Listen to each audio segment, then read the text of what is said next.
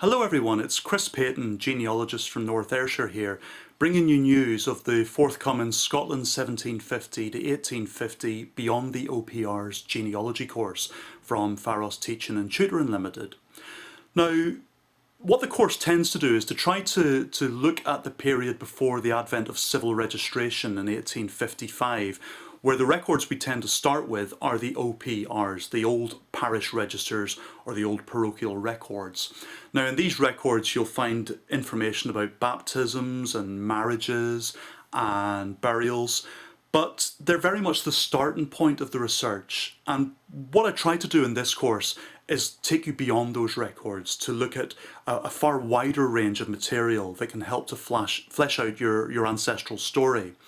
So, for example, we would take a look at the Kirk session registers, where the ministers and the elders of each parish try to keep tabs on discipline with the parishioners. So lots of instances of anti-nuptial fornication and illegitimate children and all these kind of issues that people got punished, all these issues that they got hauled in front of the Kirk session for. But we also look at the records of the royal boroughs, the forerunners to the modern towns, and the trading corporations, the bakers and the dyers and the weavers and the tailors, the butchers and so on. In addition, we'll cover things like tax records and other list type records where you can work out if an ancestor was in a particular place at a particular time. And then we spend quite a bit of time looking at land records and inheritance records. Now, these two areas in particular are very different to the rest of Britain and Ireland. In Scotland, we actually had feudalism as the form of land tenure right up until the year 2004, believe it or not. It disappeared in the south of Britain in the medieval period, So basically, these records are very different in what they cover, in how they're constructed, and they can be a really useful resource to help you get through certain brick wall issues as well. So we do spend quite a wee bit of time on that. Now, the course itself is 5 weeks long. The way that it works is at the start of each week, I would send out a message by email to each student, and at the end of the week, we then have an online discussion in a chat room, and we'll hammer out issues that are raised within the course. We'll discuss additional points not mentioned in the notes to sort of expand things a bit further. But in addition to the online chat sessions, we also have a dedicated discussion forum throughout the course.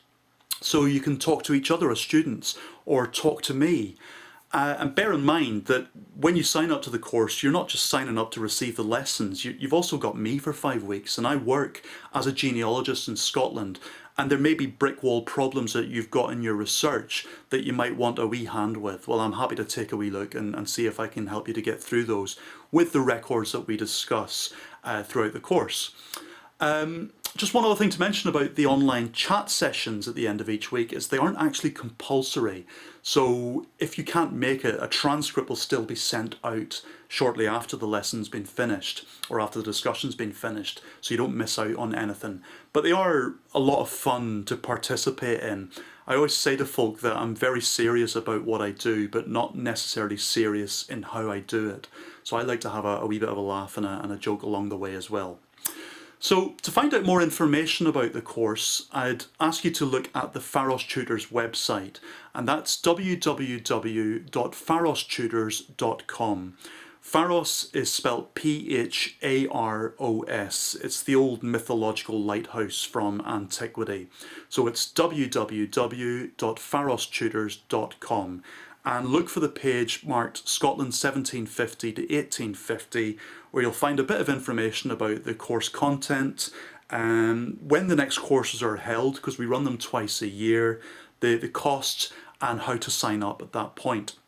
So I hope that you'll take a look at the page and consider signing up.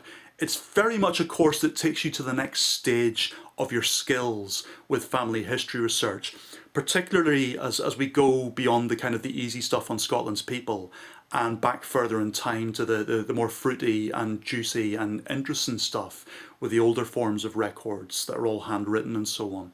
So there's a lot to discuss, a lot to crack on with, but I hope at the end of completing the course you become a more skilled and better genealogist as you begin to go further back in time with your research.